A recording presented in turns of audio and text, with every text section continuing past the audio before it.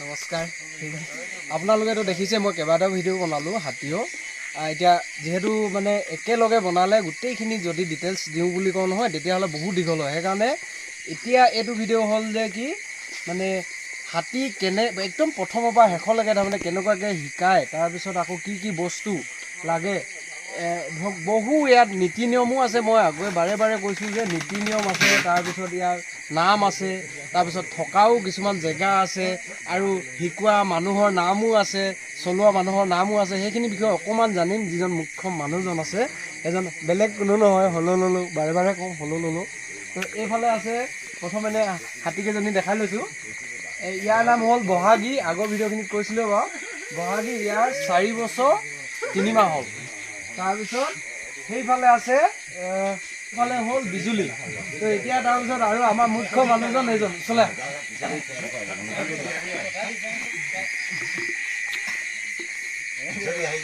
মোক অকণমান মানে মোক বুলি পেলাই নহয়, ৰাইজক এতিয়া বহু ৰাইজে মানে নেজানেই বুলি ক'ব লাগিব। এতিয়া টাউনৰ মানুহখিনিতো বিশেষকৈ নাজানে, গাঁৱৰ মানুহো একেবাৰে নেজানে বুলি কৈছোঁ আৰু যিখিনি হাতীৰ লগত জড়িত আছে সিহঁতেহে কিছুমান বস্তু চিনি পায় বা কেনেকুৱাকৈ কিমান বছৰত শিকায়, তাৰপিছত কেনেকুৱাকৈ শিকায় সেইখিনি বিষয়ে অকণমান ক'ব নেকি? এতিয়া ধৰক প্ৰথম কেনেকুৱাকৈ ধৰে বা কিমান বছৰত হাতীজনী ধৰিবলৈ শিকাব লাগে?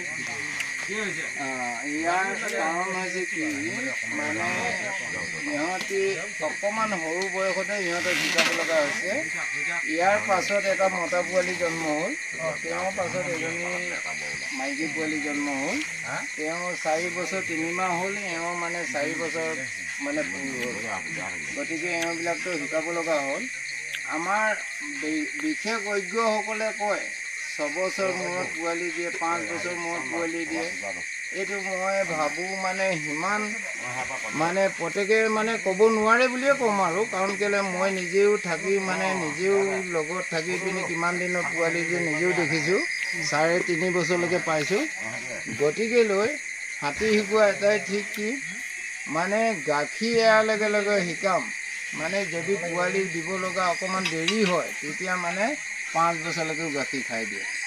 কিন্তু 3.5 বছৰৰ পৰা 6 বছৰ বয়সলৈকে হাতী শিকাব পাৰে। তো হাতী শিকোৱা বা মানে হাতী ধৰা কথাটো হয় কি আমি প্ৰথম কুংকি হাতী লওঁ। কুংকি হাতী মানে ডাঙৰ ইহঁতক ফান মাৰিবৰ কাৰণে এজনী বা এটা ডাঙৰ হাতী লওঁ। তাত মানে আমি ফান আৰু ফেৰা দুডাল ৰছী থাকে। ফেৰা বুলি কোৱাডাল কোমৰত লওঁ, তাৰ পৰা যিডাল এয়া গলাত এতিয়া বৰ্তমান এইডাল লগাই থৈছোঁ গলাত, এইডাল ফান বুলি কয়। প্ৰথম সেই ফেৰাৰ পৰাই মানে হাতীৰ ওপৰৰ পৰা আমি ফান ফচাম মানে পোৱালিটোক ধৰিব মানে ফেৰা বুলি কয়, ফান বুলি কয়। ফান বুলি কয়। ফানডালে ধৰক দুজনী বা এজনী হাতী এজনী ধৰিব পাৰিব, গলাত ফচাই পেলাই ফচাই মেলি তাক মানে দূৰত হ'লে চুচুৱাই মেলি আনিম। কিন্তু অকল ফানডাল মাৰিলে নহ'ব, তাত এডাল সৰু ৰছী থাকে মানে তাই ফাঁচি নহ'বৰ কাৰণে, তাক চৈ বুলি কোৱা হয়। ইয়াত আছে এই অকণমান ৰছীডাল ৰাতি অকণমান দেখিবলৈ অসুবিধা হয়, ইয়াত বান্ধি থোৱা আছে সৰু ৰছী এটা। মানে তাত এনেকুৱা চিপ এটা থাকে, সেই চিপটো যাতে মানে তাৰ গলাত ফাঁচি নহয় সেইটো মেৰুৱাই থোৱা হয়।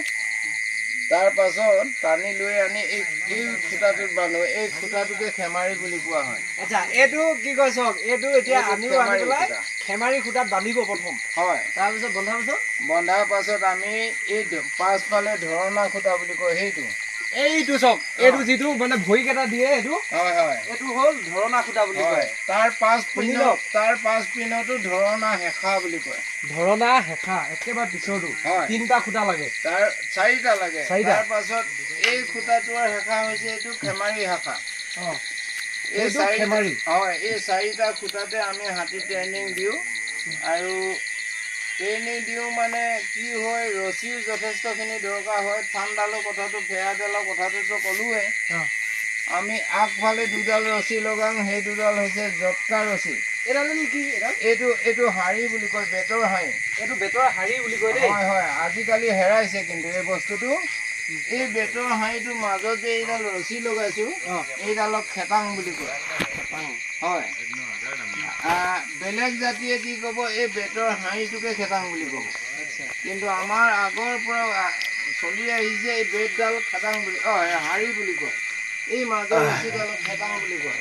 আৰু কিবা এটা ৰছী এডালৰ কথা কৈ আছিলে কি কথা কৈছিলে এতিয়া অকণমান আগতে ৰছী মানে এই আগৰ ভৰি যি দুডাল মানে ৰছী লগোৱা হয় টানি থয় মানে ইয়াৰ পৰা ইয়ালৈ টানি থওঁ এই দুডাল জটকা ৰছী বুলি কোৱা হয় আৰু পাছফালে দুডাল লগোৱা হয় প্ৰথম দিনকেইটাত সেই দুডাল লেকাত হেৰি মানে জটকা আৰু হেৰি মানে কি বুলি কয় আপোনাৰ ধৰণা ৰছী আচ্ছা চব পিছফালে যেতিয়া তাৰমানে আমনি কৰে যে নতুনকে যেতিয়া সৰুতে আনে নহয় তেতিয়াতো বহুত গেজুৰ ন হাতীটো তেতিয়া আগফালেও বান্ধি থব লগা হয় পিছফালেও বান্ধি থব লগা আগফালৰ কেইডাল কি বুলি ক'লে জটকা আৰু পিছফালৰ কেইটা ধৰণা ৰছী চিংগুলকে এডালকে বান্ধে ইটো ঠেঙতো সিটো ঠেঙতো বান্ধো 4টা ঠেঙত 4ডাল তাৰ পাছত আকৌ জুতি থওঁ 2টা ভৰিত আগফালো পাছফালো আগফালোডাল লেকাত পাছফালোডালতো লেকাত বুলি কয় জুতি থোৱা বিশেষ ৰছী তেনেকে নাই যেতিয়া আমি শিকাই তাৰ অলপমান ভাল হৈছে তেতিয়া জুলচি বুলি এডাল বনাওঁ ভৰি সোমোৱাবৰ কাৰণে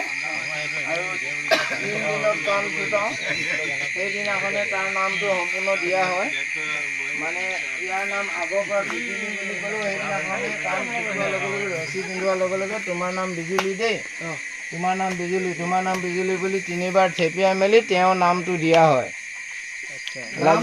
গম পালে নহয় আগত যিমানে যেনেকে মাতি থাকক তাৰ নামটো শুদ্ধ নহয় যেনেকে আজিকালি বাৰ্থডে পতাৰ লগৰ কথা যেতিয়া কাণ ফুটাম সেইদিনাখনে তাৰ নাম অৰিজিনেল আৰু তোমাৰ নামটো আমুক বুলি 3বাৰ মানে ফান্দিয়ে থেপিয়াব সেইদিনাখনৰ পৰা তাৰ নামটো সেইটোৱে আৰু কাগজে পত্ৰ সেইটোৱে হ'ব আৰু আজিকালি মানে হাতীৰ কাগজ পত্ৰ বা ডকুমেণ্ট কি লাগেতো জানে ৰাইজে প্ৰথম ডেলিভাৰী হ'লেও জনাব লাগে জন্ম হ'লেও জনাব লাগে শিকাবলৈও জনাব লাগে জনোৱা পাছতো যেতিয়া ইয়াৰ পুৰত হ'ব মাইক্ৰ'চিপ মাৰিবলৈ সময় হ'ব তেতিয়াও DNA টেষ্ট কৰিব লাগে DNA টেষ্ট কৰাৰ পাছত পুৰুষটো যদি সম্পূৰ্ণ ৰিপৰ্ট আহিলে তাৰ পাছতহে মালিকৰ হাতী তেতিয়া অনাৰশ্বিপ বনিব এতিয়া এটা হাতী শিকাওঁতে মানে বা এজনী শিকাওঁতে কিমানমান মানুহ লাগে মানুহ আপোনাৰ এনেকে আপোনাৰ মেইনলি বুলি 3জনটো থকা হয় তাৰ পৰা মালিকৰ ফালৰ পৰা 2জন দিয়া হয় এটা পোৱালি মানে 5জন মানুহ হৈ যায় এটা বা এজন হাতী শিকাবলে হেৰি 5টা মানুহ লাগে ধৰক মেইন মানুহজন কি বুলি আপোনাকে এইটো কি বুলি ক'ব মেইন মানুহজনক ফান্দি বুলি কোৱা হয় ফান্দি চক যিজন মানুহে শিকায় সেইজন ফান্দি বুলি কয় হয়তো নেজানেই বহুতে যিকি নহওক মই অকণমান ধেমালি কৰোঁতে বেয়া নাপাব তাৰপিছত আৰু যিজনে চলাই বা কিবা চলোৱাজনক মাউত বুলি কোৱা হয় মাউত বুলি কয় এইডালক কি বুলি কয় এইডালক কেনামাৰি বুলি কোৱা হয় কেনামাৰি মানে কাণ খুচে কাণ মানে তাই ষ্টাইং এইডালেই মেইনকে আচ্ছা এই ইফালে নিবলগীয়া হ'লে প্ৰথম কাণ হিলাওতে নাজানেতো তেতিয়া তাৰ মানে ভৰি হিলোৱাৰ লগে লগে ইয়াকো অকণমান প্ৰেছাৰ দিয়ে কাণৰ গুৰি তেতিয়া মোক ইফালে খেদাইছে তো ইফালে খেদাবলগীয়া হ'লে এইফালে ভৰিও হিলাব এইডালো অকণমান নিহিলাব মানে মেইন এইডালে আৰু মেইন বস্তু প্ৰথমৰ মেইন বস্তু সেইটোৱে হয় শিকোৱাৰ পাছলৈকে আৰু তো ধাত বুলি ক'লেও আগফালে মানে কপালত লাহেকৈ মানে এইখিনিতে লগাব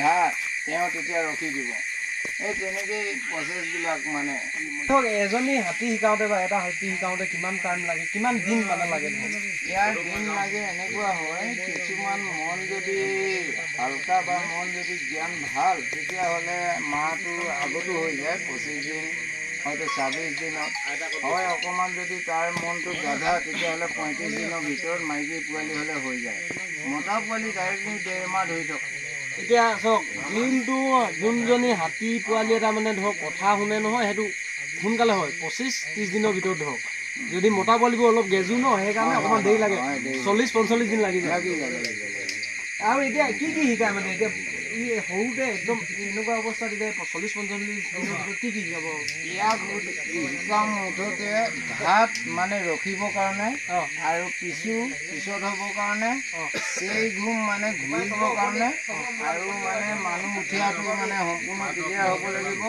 এতিয়া আপোনালোকে দেখিলে মানে হাতী মানে মাথাৰ পৰা নেজলৈকে উঠাইছোঁ মানে যিমানখিনি মানুহ সি বলে পাৰে গোটেইখিনি উঠাব পৰা হ'ব লাগিব মানে আমাৰ প্ৰথম এই ফেমাৰীত শিকোৱা বা পিলখানাত এই জেগাটুকুৰা পিলখানা বুলি কোৱা হয় হাতী শিকোৱা জেগাটো আচ্ছা এইটো এটা কথা জানিব পিলখানা বুলি কোৱা হাতী শিকোৱা জেগাটো এই পিলখানাত শিকোৱা প্ৰচেছটো ইমানেই মানে সম্পূৰ্ণ মানুহ উঠাব পাৰিব লাগিবহি আৰু ধাত ক'লে ৰখিব লাগিব, পিছু ক'লে পিছত যাব লাগিব, চেই গুম ক'লে ঘূৰিব লাগিব।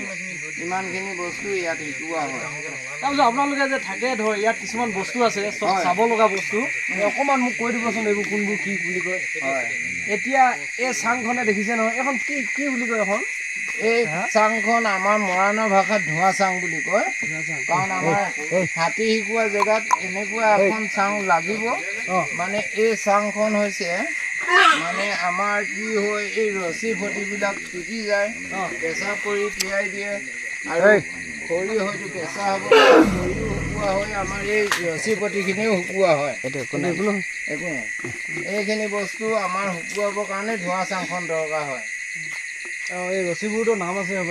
নাম আছে, নাম আছে। ইয়াত কিছুমান ফান আছে, কিছুমান ফেৰা আছে, কিছুমান জটকা আছে, কিছুমান লেকাত আছে আৰু আপোনাৰ কাঁচ আছে আৰু এইটো কি বুলি কয় ডিঙিত মৰা আৰু এইটো জুলচি ৰছী আছে।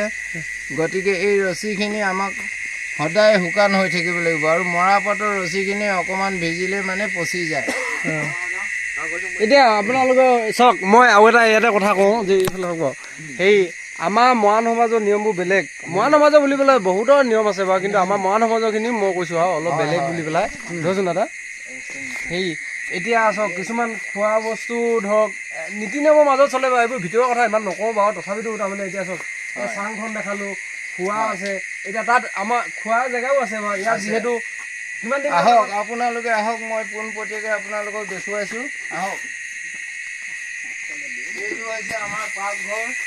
ইয়াত আমি যধে মধে জাক তাক সোমাব নিদিওঁ। ইয়াত মানে আমি গুৰু ঘৰৰ পৰা যিজন ৰান্ধনি মোকালি লৈ আনো, তেওঁৱে ভাত বনায়, আমি তেওঁৱে বনোৱাহে গ্ৰহণ কৰোঁ। এইখন আমাৰ বিচনা আৰু যিকেইজন শুই আছে মোৰ লগত গুৰু ঘৰলৈ যোৱা মানুহ, এই বিচনাখনত মাইকী মানুহ নুঠে বা যধে মধে বেলেগে আহি পটককৈ নুঠে। আৰু মই শোৱা কাপোৰ কানিখিনিও এক্সট্ৰা থোৱা হয়, লাগিলে লেতেৰাই হওক, কিন্তু মই শোৱা কাপোৰ কানি কোনো নুশুৱে আৰু মই বহা বস্তাখনতো বেলেগে নবহে। কাৰণ এইবিলাক আমাৰ মৰাণ নীতি নিয়মত যিবিলাক পৰম্পৰা দেখুৱাই গৈছে আগৰ গুৰুসকলে, আৰু তেওঁবিলাকৰ গুৰুৰ আদেশ আজিও মানি আছোঁ বুলি আমি মানে আজিও মানি আছোঁ আৰু ভৱিষ্যতেও মানি থাকিম। আমাৰ এই হাতী শিকোৱা প্ৰচেছটো এটা পৰম্পৰা আৰু মৰাণ সমাজৰ এটা বহুত পুৰণা মানে এটা সম্পদ বুলি ক'লেও ভুল নহ'ব চাগে। পেহা আপুনি একদম লাষ্ট সুধিছোঁ আৰু ইয়াৰ পৰা খতম শেষ কৰি দিওঁ, ভিডিঅ'টো অলপ দীঘল হ'ল।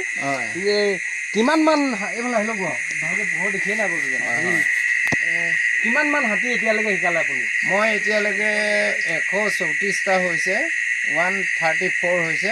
গৌৰৱ, আমি গৌৰৱ কৰোঁ, মই গৌৰৱ কৰোঁ, যিহেতু মোৰ মৰাণে ন। 134টা হাতী শিকাইছে, কম বুলি ভাবিছে? 134টা, 134 চব। সেয়া আজি মানে শেষ, বাকী কি ক'ম আৰু একো ক'বলৈ নাই আৰু। জয় অসম।